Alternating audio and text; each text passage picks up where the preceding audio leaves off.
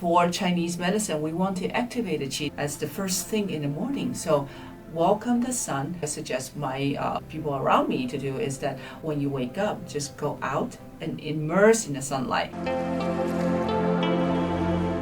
A good part of Chinese medicine is that there are many ways that can help you, that you can apply in daily life, that also help to strengthen your qi, or good tips to make you healthy. So if you look at your day from the beginning to the end of the day, that there are many things that you can do to balance and boost your qi. So for example, when you wake up, like nowadays I understand, and sometimes I'm guilty of it, is that the first thing we do is reach out to our cell phone and then check the email. For Chinese medicine, we want to activate the qi as the first thing in the morning. So welcome the sun. I suggest my people around me to do is that when you wake up, just go out and immerse in the sunlight, whether it's summer or winter. I know that sometimes that it's hard to get sunlight in the winter, but do the best you can. Maybe you can wake up a little later and then still do some short sunbathing outside. Expose yourself in the sun, because sun energy is what we call, translated into Chinese medicine, is the yang energy.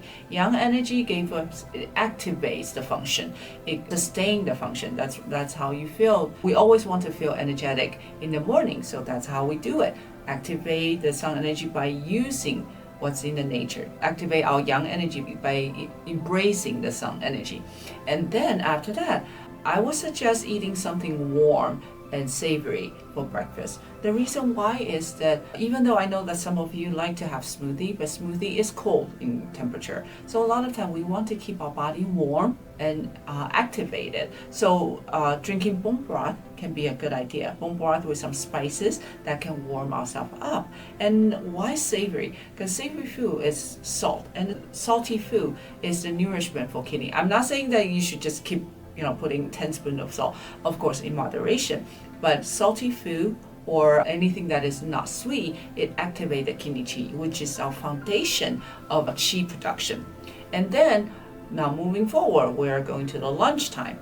Around that lunchtime or around noon, the qi travels to the heart channel. So a lot of time you can kind of feel that after lunch you feel a little tired, kind of fatigued, like a low energy. I would suggest that to smooth out or to activate the heart qi or smooth out the stomach qi, take a short walk. It doesn't have to be long, 10 to 15 minutes after lunch. And then after that, we want to reserve the heart qi. The executive qi helps to sustain into the later in the afternoon. Take a little nap. Power nap actually can reserve our heart qi, and then that can kind of carry us through the day. And now, what about, you might start to wonder, like after lunch, what else can we do?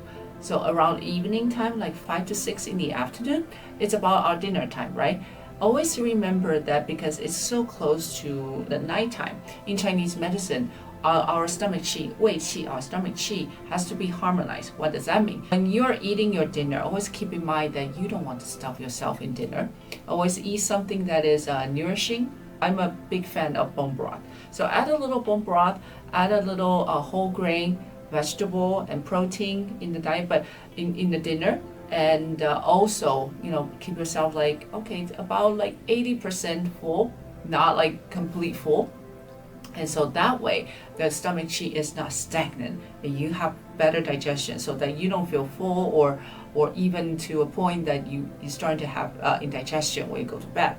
And then when we are going to bed, or it's about bedtime, that we need to make sure we are keeping a good rhythm and a good schedule. A good schedule means that you want to go to bed at the same time and wake up at the same time. So our body always like rhythm. Just like the rhythm of the season or nature, our body like to follow that. So if it's time for you to go to bed, don't just stay on your cell phone or electronics, because you're depleting your qi, because your yang qi will be depleted and used up if we keep our mind active, if we are keep exposing ourselves to the blue light.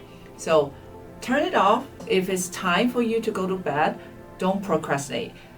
I know that modern society that we always procrastinate. We kind of tend to procrastinate our sleep, but sleep is something you cannot procrastinate. It doesn't have to be always early. because some people are just, like sleep better if they go to bed later, which is fine. But you want to go to bed and at the same time and wake up at the same time. So for instance, for me, I go to bed like around 10:30, and I usually fall asleep at 5 o'clock and then wake up at 6:45. And this actually make my day very regular and very rhythmic. Whatever we replenish or restore at night, that can help us to function the next day. And also with a little extra.